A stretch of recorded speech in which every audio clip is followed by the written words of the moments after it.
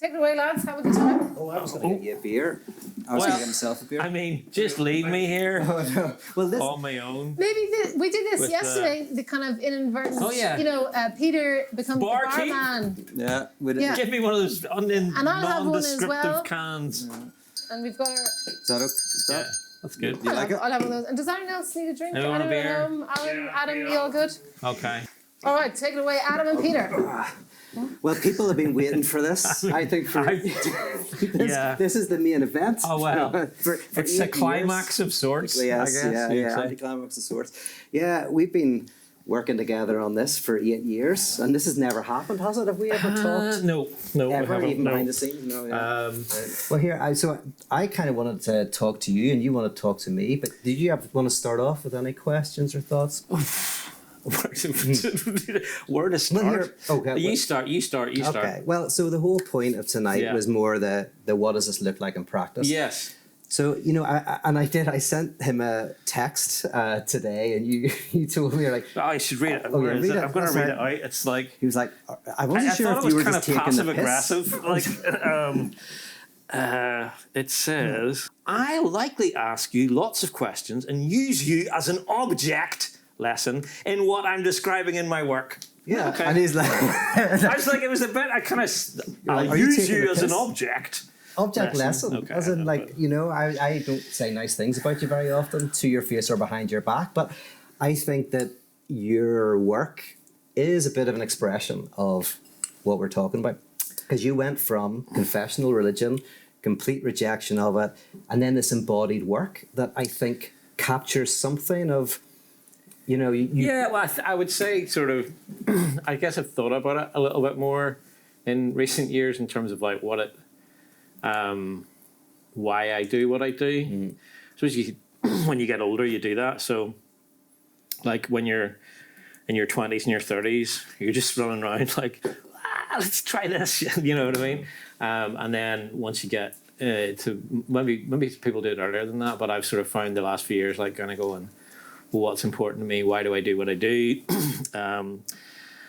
But I think in terms of, I think I was always motivated by the same things. Yeah. I just don't think I had really kind of given form to it, Because you could say, maybe this is too succinct a way of saying it, but there might not be any meaning of life, but there's meaning in life. And I think in your early days, you're looking for the meaning of life, and you're kind of inspired by that question.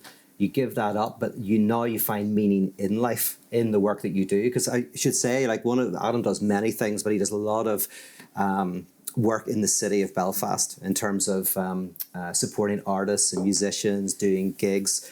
You've been very central to kind of keeping the city I played a role. I think what I've realized in the last few years is that what I'm obsessed with is the idea of, funny enough, replacing church. And communion is important, whether or not it's religious, whether it's a theist communion, you know what I mean? So, and in particular, I guess during COVID, that's become really clear that people miss communion with other people. I mean, that's what's been great about hanging out in a pub with you and a few others for the weekend. It's like that we haven't been able to do that. And that's why, in a sense, Wake will never be just an online event as well. It's been okay. And I think some of the feedback online has been that it's been good. It's not as good as it would be if we were here, but it's been good to have it. There's no question of this ever becoming just an online thing, because that's not what I'm interested in. Yeah, and I don't think that's what you're in. I don't think we're not interested in that, basically. Yes. So it might be a tiny element, that we integrate. Absolutely. But it's like a pop. If you've been to Wake, you'll know certainly in the last couple of years that I'll introduce it by saying it's a pop-up community. So look out for each other, as if you're part of the same community, and behave like we're family almost for 4 or 5 days. So even I'm really interested in just finding ways to make people connect, and using art to do that, I guess.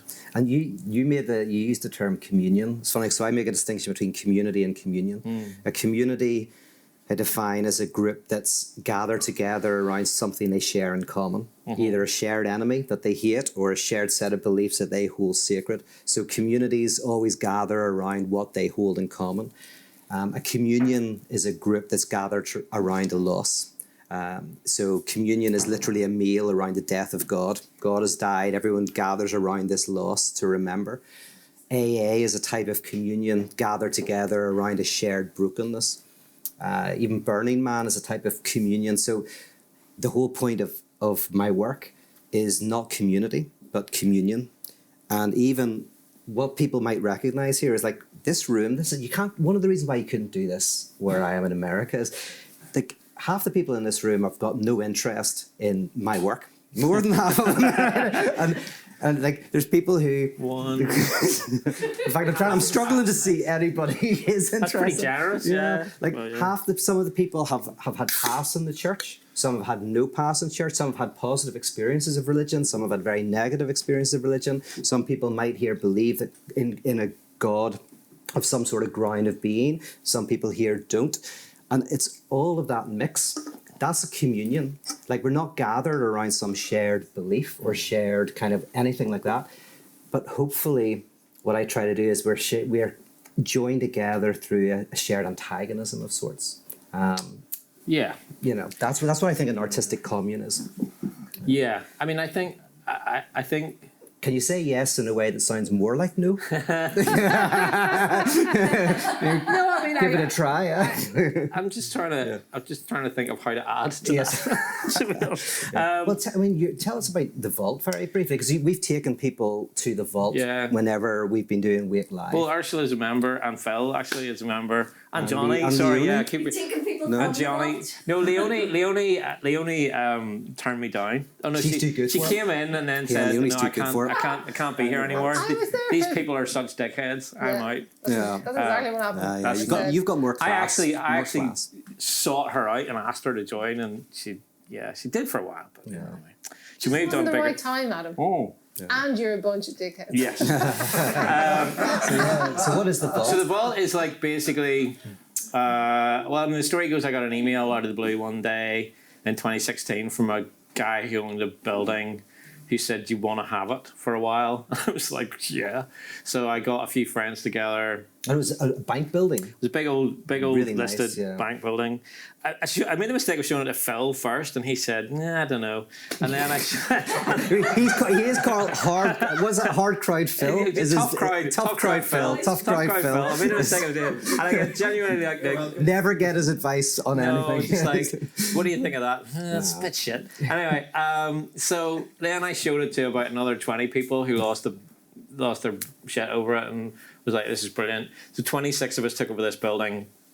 I think one of my favorite things about that moment was that we had this. I'd worked out that there's a thing called, I don't know what it's like in the States, but there's a thing here called rates, and rates is like it's like a tax that you pay to the government based on the value of the property that you inhabit. Tell us more. I know, sorry, but the point being that we couldn't afford the rate. The point is we couldn't. This is fascinating television. Shut up. We couldn't afford the rates, right? Okay. So basically, what it was going to be like.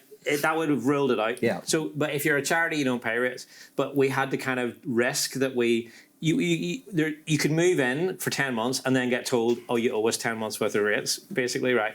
So we all agreed that we were going to risk this together, and that we were all just going to disband the charity and run away and hide if we ever got the bill. Yeah. And we sort of collectively agreed to take that risk. And then we didn't. It was okay, and we went. But then we lost that building, and now we've got a new building, and there's 4 times as many people. There's about 115 people in the new building.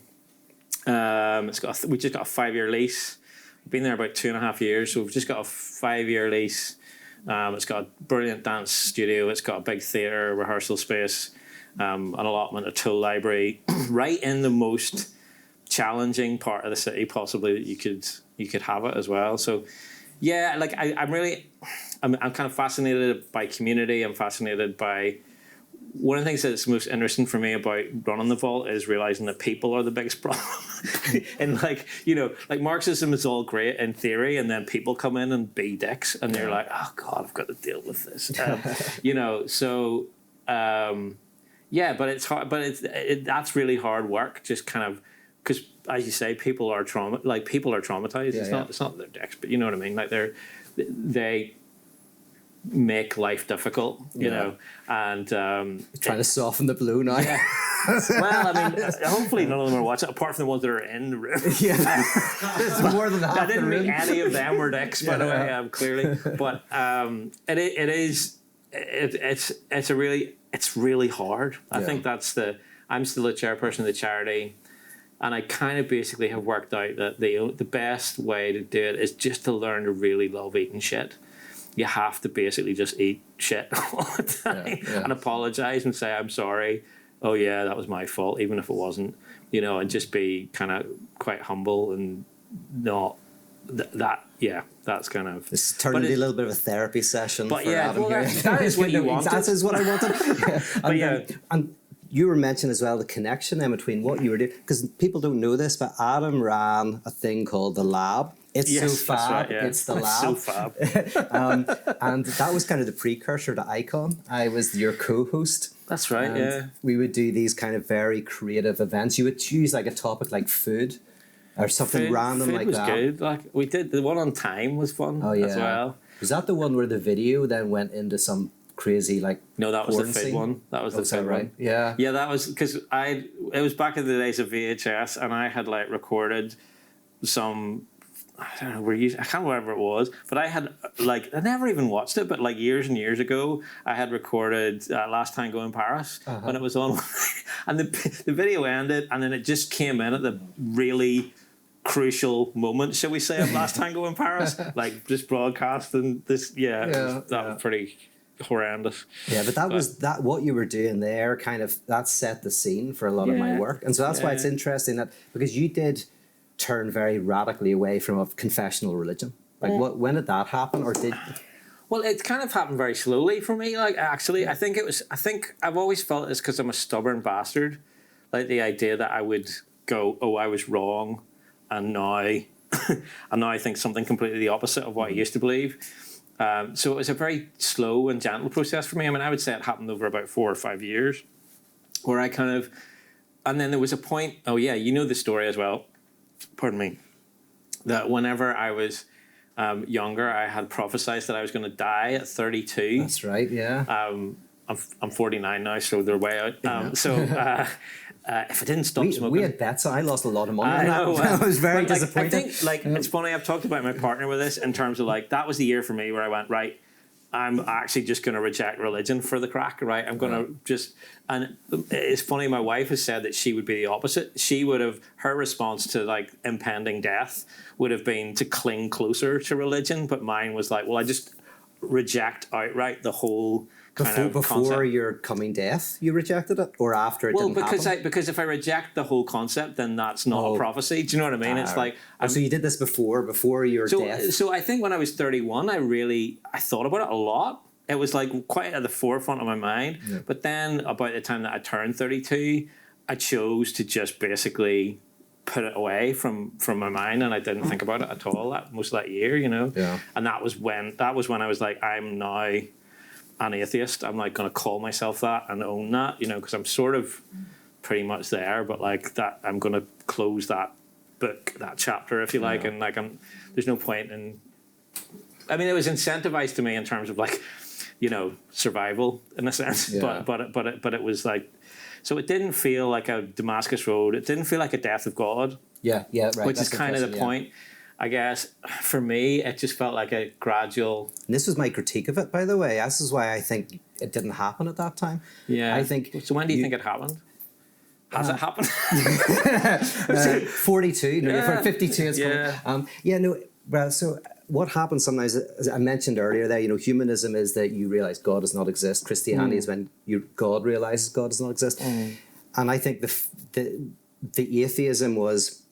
When you rejected it, but I think it's actually been, very gradually again, probably, and it reflects your work with the Vault that that death of God experience might have come later, been a later thing. I don't know. I mean, for me, the death of God experience is when you're freed from all of the trappings of religion in a secular form as well. You're no longer pursuing some sort of commodity or thing or fame or money that's going to make you happy, that you kind of let all of that go.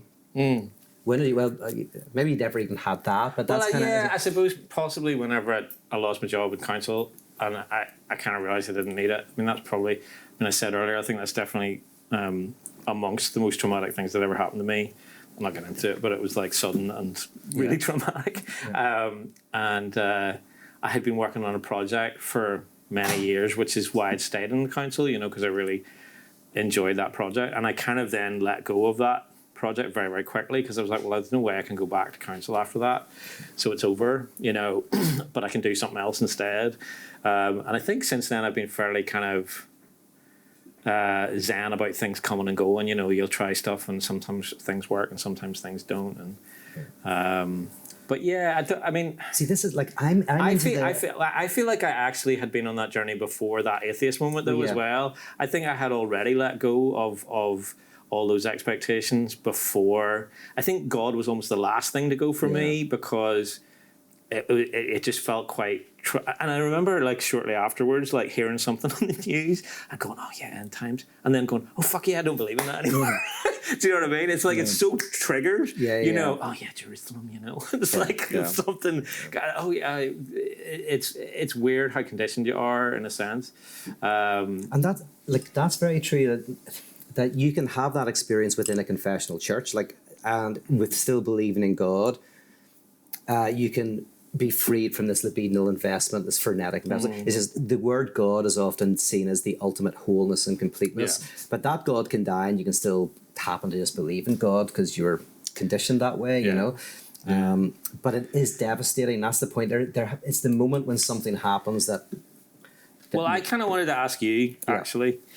So I think there's two things I wanted to ask you. The first was like, how I'm kind of interested in terms of how much being Northern Irish, and in particular growing up in Belfast, has informed a lot of what you're thinking. Because I think when you talk about trauma, like I think as a society, we have a collective.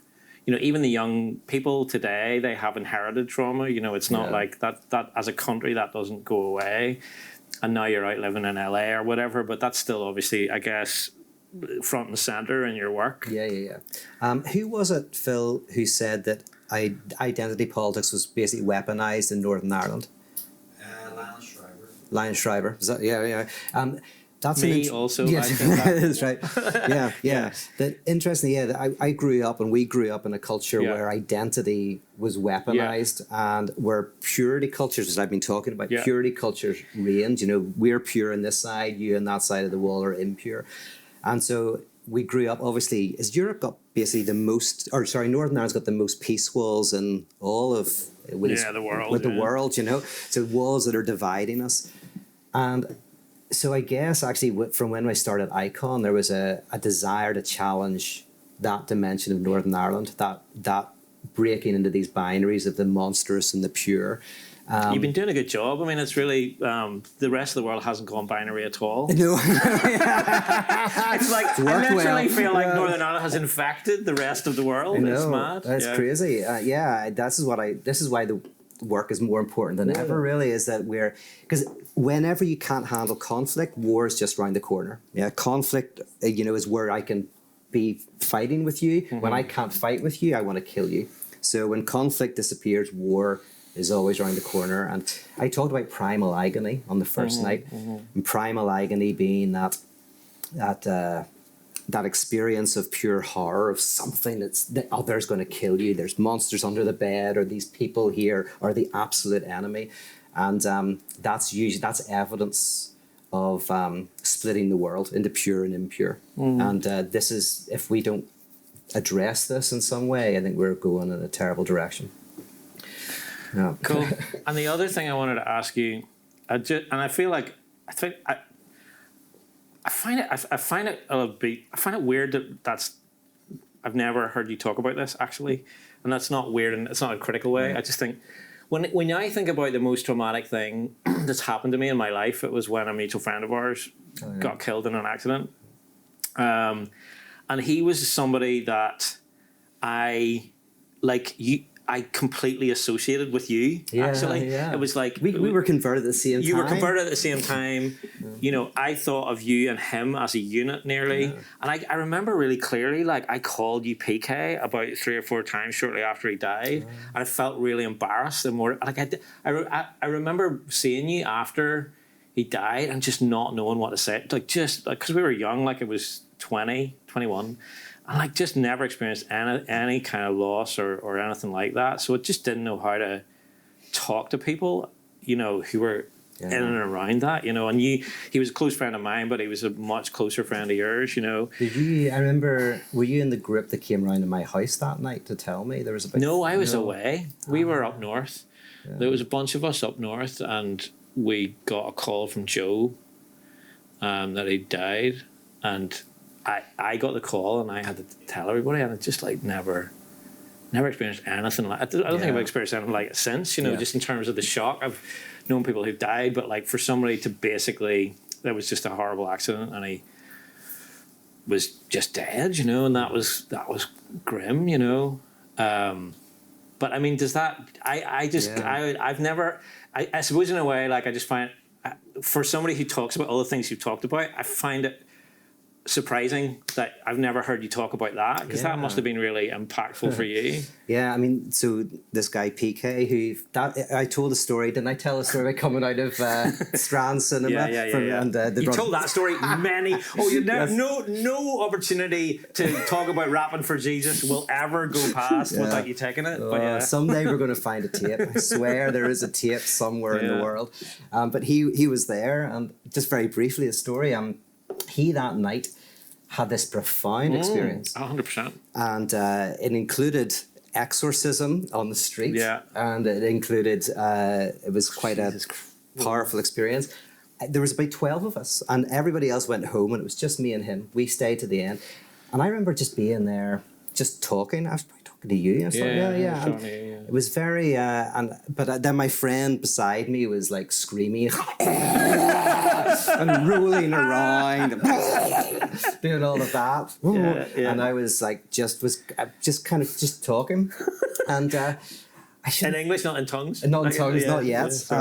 You know the crazy thing? I'll tell you, this is true. This is crazy. And I think I can maybe explain this. I'm not telling you some mystical story or anything, but that he had this conversion moment. Yeah, I remember, of course, And then the next week, I'm sitting in my house on Saturday night. Do you know this story? No, maybe. Well, so I'm sitting at 7 o'clock at night, and I just break down into tears.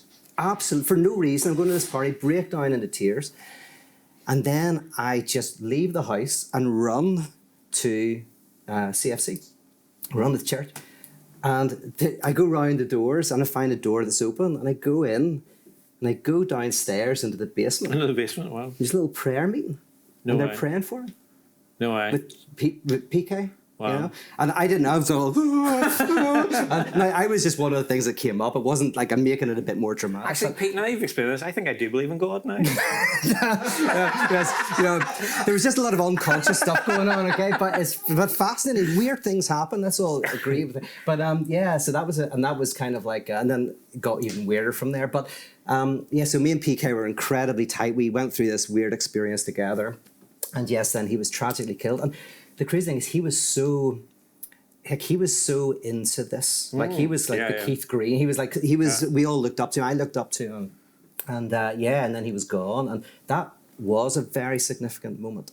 And do you know something? I don't know if I should say this because there's people watching. Just I know. I think it's fine. I think it's fine. Yeah, absolutely fine. But there was always a worry that he got himself into that situation because of his belief. Yeah. Because I don't know. I mean, he fell off a cliff. Yeah. You know, and there was always a. I don't think so. I don't think. Okay. I mean, from what I know, I spent the guy who was with him at the time. I spent quite a lot of time with him shortly after. He was like very badly affected by the whole thing. And by all intents and purposes, I think he just lost his footing. You know, they weren't doing anything stupid. You know, but I mean, that's interesting that you put that on that. You know, that's it because that's maybe the way I should say it is that was not a reality, but that was how I read it, because all of us had such undivided belief. I mean, I did stuff. No, absolutely. I was in City Hall praying for this guy with an eye that was missing, thinking the eye would come back, and I was so sure it was going to happen. I was like, I met him, like that's good. So there was such a certainty, a psychotic certainty almost, and that so I did go like we were doing things that were kind of crazy, and like stuff like Nick would like get up on the bus and like in the public on the bus and say, "I just felt like God told me to tell everyone that He loves it." Just like, and he had like Nick had like missionary on his like passport as his job and stuff. Right. Like it was mad. Nick's great. Yeah. And he's not there. He's not in that place anymore. No. I do think there's to bring it round as well a little bit. I think this interesting, or is this us? Oh, it's okay because we're kind of. It's very just okay. There's this really weird, like I when my kids hear that I was religious when I was growing up, they're just like, and I basically try to explain it like, well, it was 19 days in Belfast, there was fuck all else to do, do you know what I mean? It was like literally, we didn't even have a McDonald's, you know what I mean? So, that was all there was, was religion. Yeah. So it was, and I think, I always tell this story about how, like I always tell a story, like I said, if I'm you, but I always tell a story about how, during the Troubles, I would tell people, you'd meet people on holiday or whatever, and go, oh, it's not that bad. It's not like it is on the news, And then it ends, and you go, oh my God, that was fucking awful.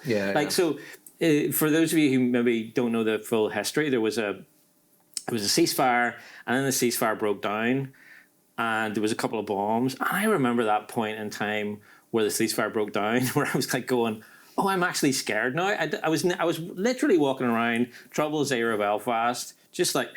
Oh, yeah, you just didn't care if there was a bomb went off. Nobody really you'd be like, bomb scare? Fuck, what? Like, I have to do, and... Yeah, so like, the most impactful one was me. There was an advert for... They basically used to have adverts to try and tell you to stop doing the Troubles, right? Do you remember this? It started off with, you could tell we were nearing the end of the Troubles because there used to be one was phone the confidential hotline on the big bastards that are like being paramilitaries and stuff. And then the adverts changed, right? And the adverts were like, oh, listen, it's been a tough old time. Like everyone suffered. And they had those. Remember Cat in the Cradle? There was this advert with Cat in the Cradle. Yes. Do you remember? Yeah. So about 2 years after the ceasefire, Cat in the Cradle came on the radio as I was driving over the Albert Bridge Road. And I haven't heard the song in ages. I used to hear this song all the time. And I got into this journey in my brain. Oh yeah, I used to hear this all the time because we had the Troubles then. And it was an advert to tell us to stop doing the Troubles. And I used to get like stopped. But at the point where I was driving, you used to basically get stopped by the army every time you would cross the bridge and be asked where you were going. And I don't have to do that anymore. And suddenly then this whole kind of cascade of like trauma effectively happened where I went, oh, that was shit. That was really, really awful. And it didn't really... And it was literally listening to, Cat in the Cradle on Atlantic 252 in my wee Honda Jazz driving over the Albert Bridge Road. Wondering why you're pissing yourself? Why am I pissing myself? Exactly. It's really weird. Every time I hear that song. Exactly. So I think that trauma is present in both our works. Yeah. Is what I'm saying. That is key to my work, because if you're teaching students what cancer looks like, you show them an extreme version of it, and they can eventually, as they get better, they can kind of isolate something that's not, that's not extreme or even pre-cancerous. Yeah. And I kind of feel like we lived in a cancerous, toxic purity culture and division. And so it taught me how to see it in less severe forms. Yeah. So whenever my kind of wider work, I can go like, no, this is where this goes, because we learned how to see it because we lived I've just thought of something really profound, Pete. Okay. I'm usually the person... First time, everybody. You're here for this. This is why you're paying the money. I've known him for 25 years. There's never been anything good from this guy. Well, go for it. I was actually taking the piss. Okay. It's not that profound. Okay. All right, okay. Yeah, it's basically just that I'm usually the person keeping time, and now I have no idea if we're running behind time. Oh yeah, there and we when are. does that end? Like, well, how long have you got? That's fine. I can tell what time it is, but I can't look at my timetable and go, what time should we be finishing? I can tell you, I can be useful here. You have until 9:20 according to this. Oh, wow. Jesus. No, is that not the Last Supper included? Is that not the... Yeah, the Last Supper starts at 9:20. And then we pour it. Oh, we're so far ahead of schedule. Oh, nobody wants to listen to us for that. Might have to do another rendition of Dry Your Eyes, Jesus. Yeah. I don't think I can win. The nice song to do. Yeah. But those two things you talk about, one, the Troubles, and then two, PK. I kind of think, so with PK, he took his faith so seriously, and it was beginning to crack for him. And it was it? I didn't know that. Yeah, it was interesting knowing him, and it was cracking because and here's the weird thing. So he studied scholastic philosophy, and he was a couple of years ahead of me, and then I studied scholastic philosophy. Fuck, I did not know that. Yeah, so he was super smart, incredibly smart guy, and went to a good school. I went to a shit school and got one GCSE. He went to Sullivan, yeah, but super smart, and he started studying philosophy, and he was taking the direction that I ended up taking, because it wasn't that he stopped taking his faith seriously. He was taking it so seriously that he started studying scholastic philosophy, and as you study it, and it's something I've talked about in other places, but the whole point of can I waffle for a second? Yes, yeah, okay. Please do. So my interest is the concept of God. I think I said that the other night. I don't think about does God exist. I think of does the concept of God exist, and the concept of God exists. Right? And then I go, does the concept of God necessarily exist? Which means, would humans necessarily conceptualize God? And I would argue yes, that by definition, there's a point in human history when we have the concept of infinity, necessity, eternity. And so what God is the name for necessity, eternity, infinity. Right? So then you go, so God necessarily exists.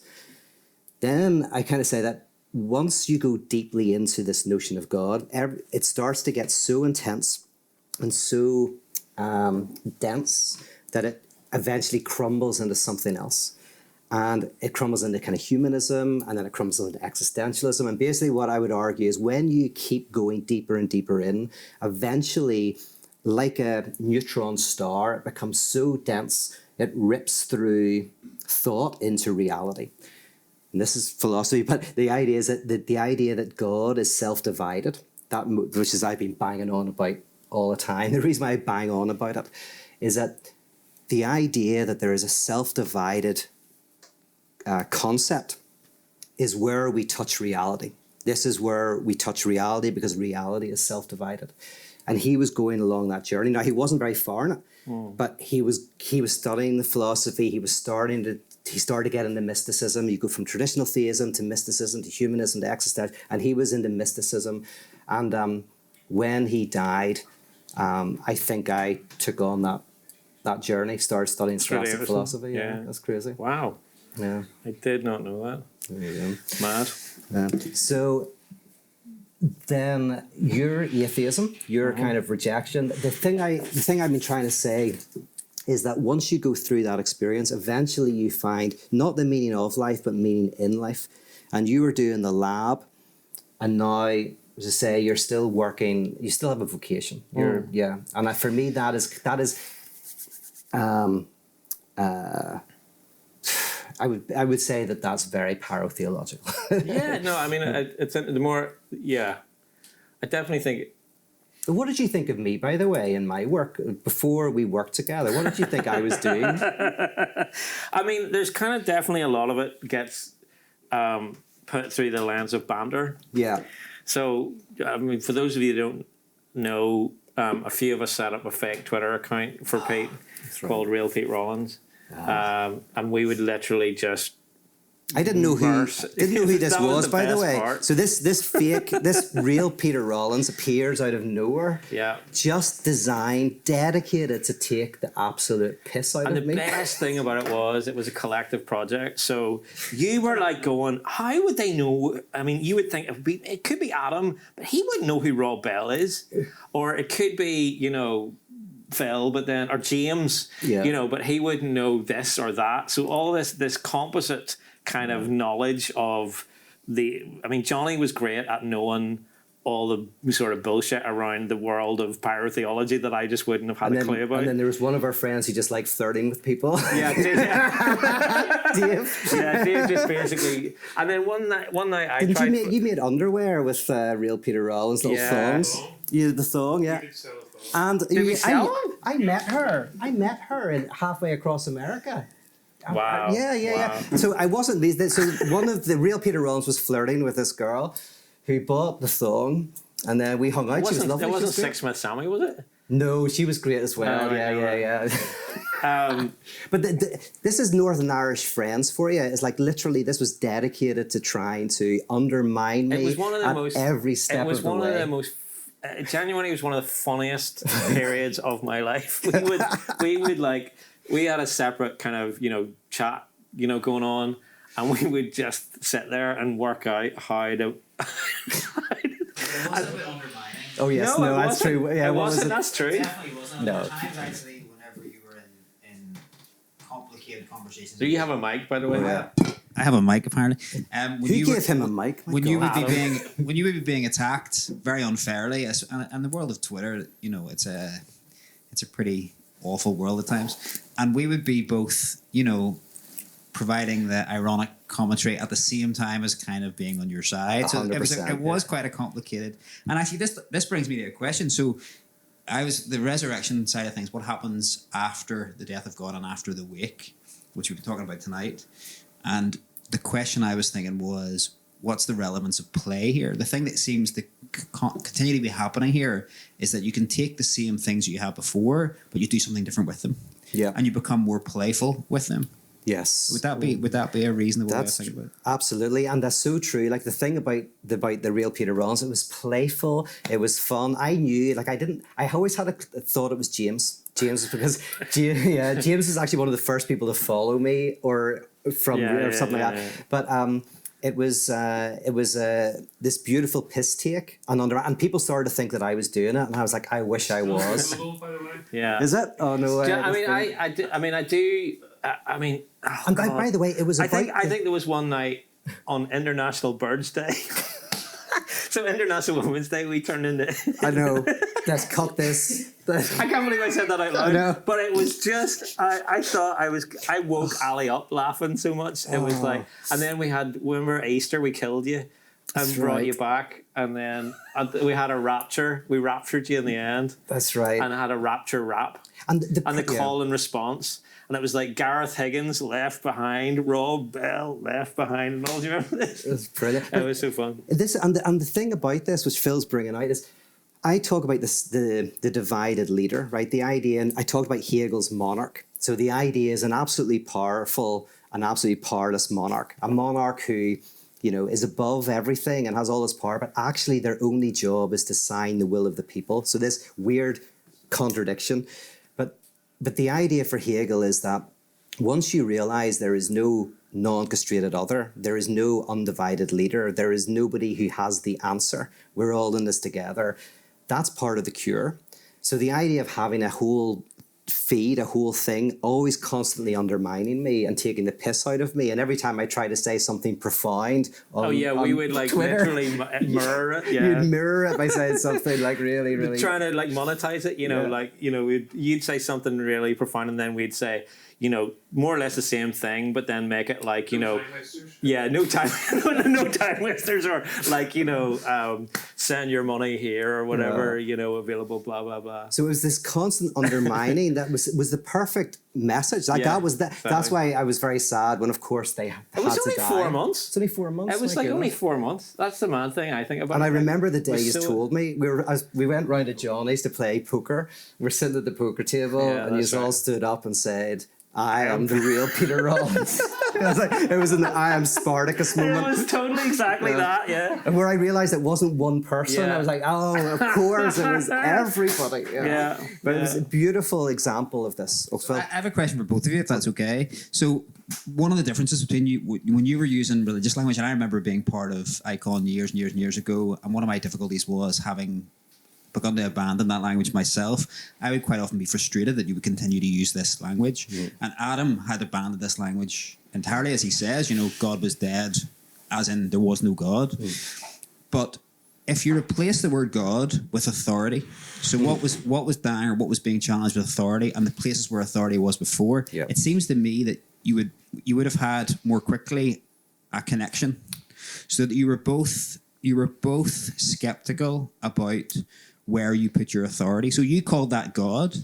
Adam would have maybe made that a more political thing, and called it where we tend to put our political. But would that be a connection between you? That what you're really talking about when we talk about the death of God is the death of authority, the death of where we put authority. That's true, and this is where, like, I hate to say it, but this is probably where you were influential to me. Like the Siren Project. The Siren Project was. That was the lab. That was the lab. So the lab was part of this thing called the Siren Project, and the Siren Project was all about questioning authority, and everything you did was this. The media in particular. Yeah. That was the media was the big bad with the Siren Project. What do you mean by the? Well, just like I was very influenced with the idea that what I learned at degree level in media studies should be on the curriculum first year of because.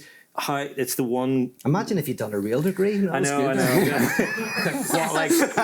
What's yours again? Sorry.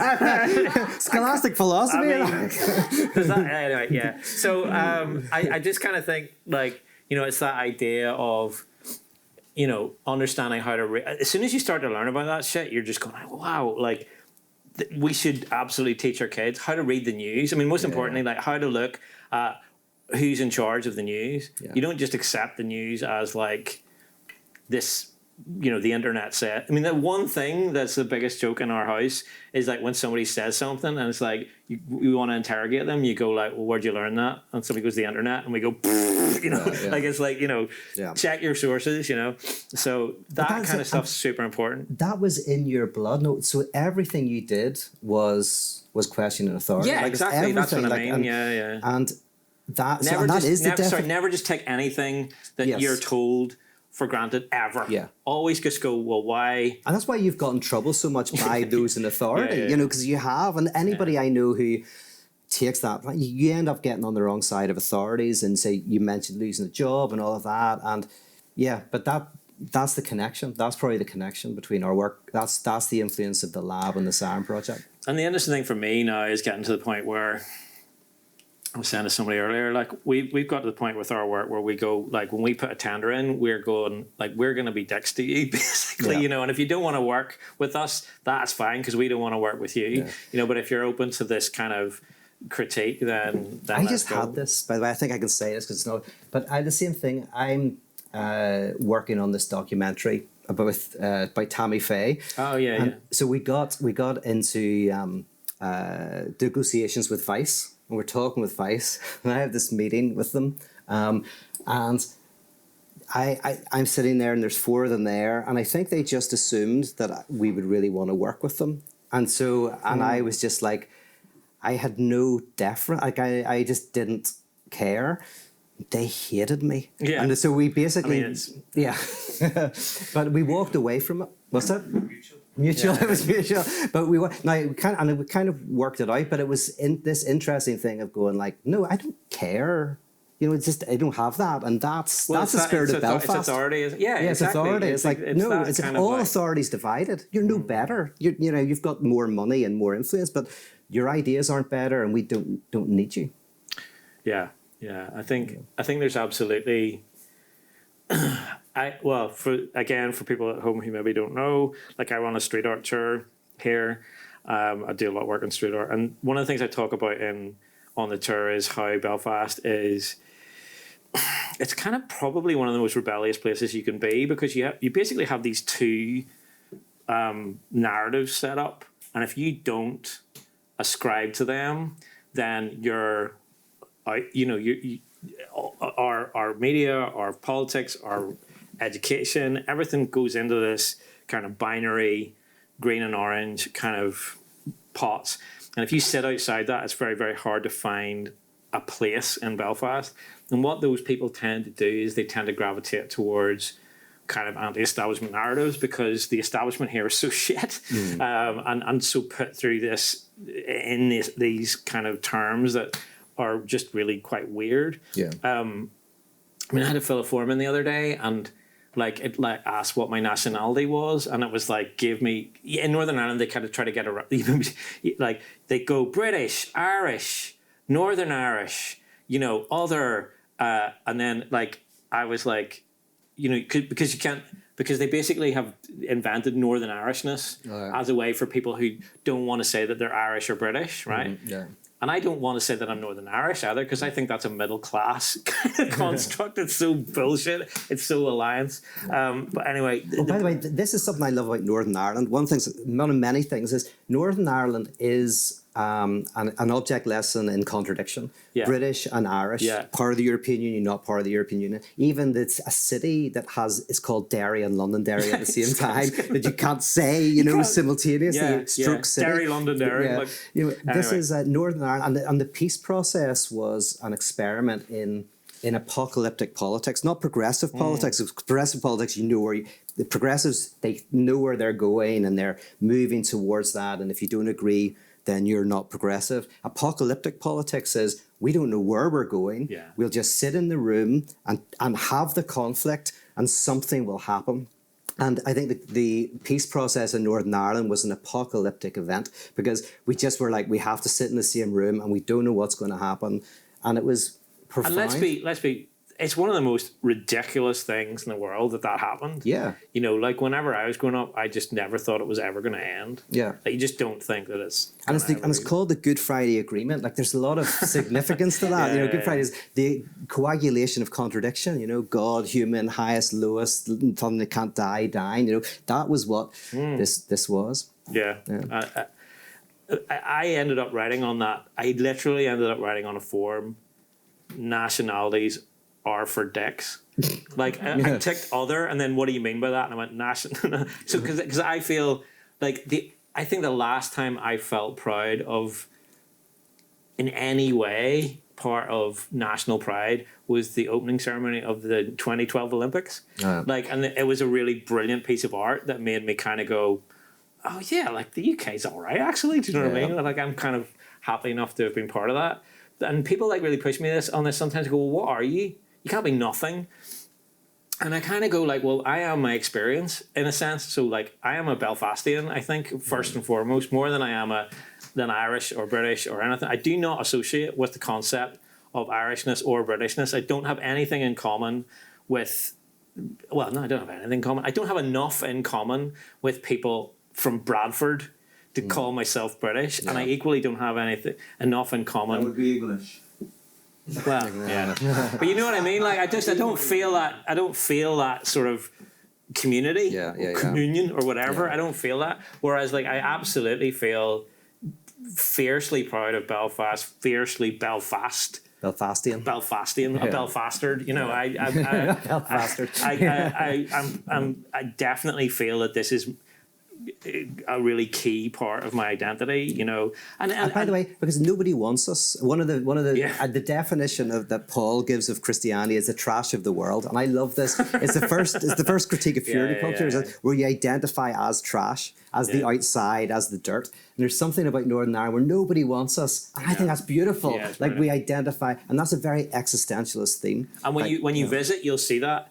So there's there's an insecurity almost about come on, we want to be liked, but equally we don't give a fuck if you like us. Do you know what I mean? There's this real kind of tension between we're just going to be there, But are people standing up and nodding at me because we're over time? Then? We're just giving you a 5 minutes. Oh no, that's good. I was Phil, by the way. I think you and I are very much share some of these ideas, and you could term yourself maybe a Protestant atheist, or in many ways. I mean, is there like that? Yeah. Well, I have returned to the idea of Protestantism in a way that I didn't think I would. That was the one phrase I would run away from. That was my working class North Belfast heritage.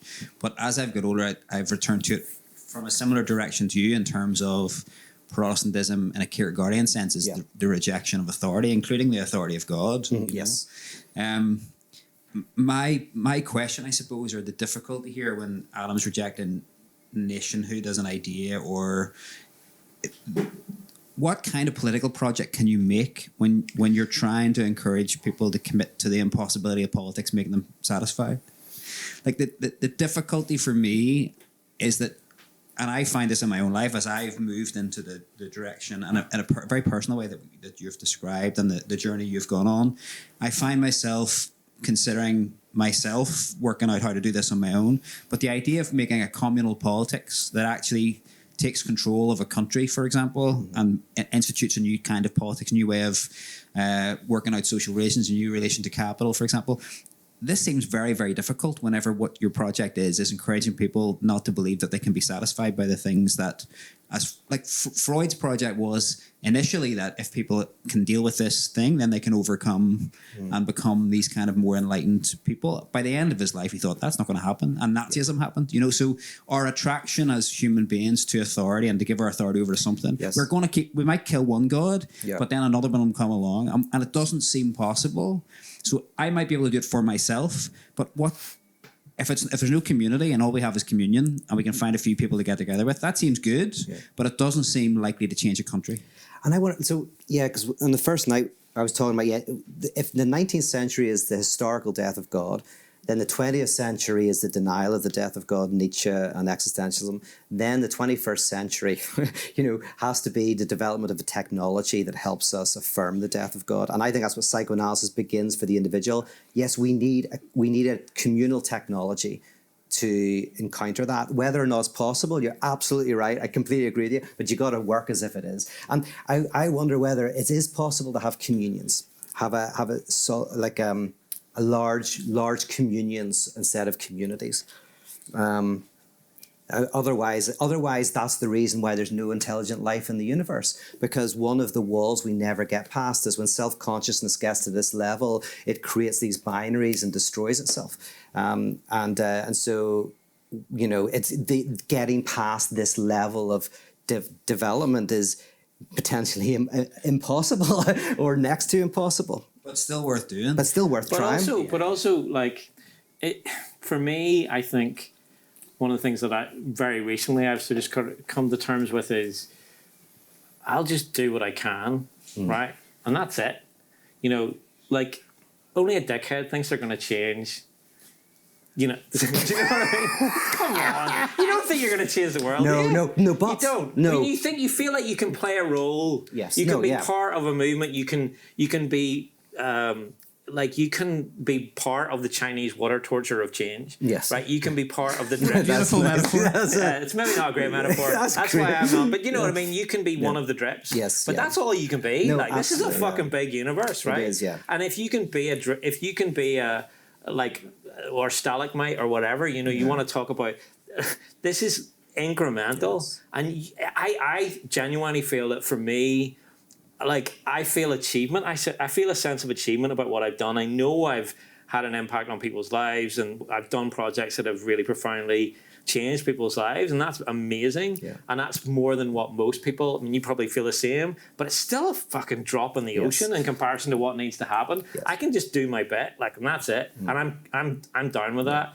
And we're going to be probably living with capitalism for a long time, for a while longer. I'd love to see it, end. But I can just do my bit to try and bring it to an end, But I remember, Phil, us having a conversation about this once, if you remember this. And I feel like I convinced you, one of the rare times where you agreed. But one of the things you were saying to me is, why do I, for example, use this Christian language and work with the Christian institution? And my response was, well, if you do these in small groups, you don't do much. But what if we can create something that we can inject into that host, and that it's not foreign to that host? Just as you give blood to someone, it can't be foreign blood, it has to be blood that's not foreign, but we inject into that host, which is Christianity, these ideas, and they take.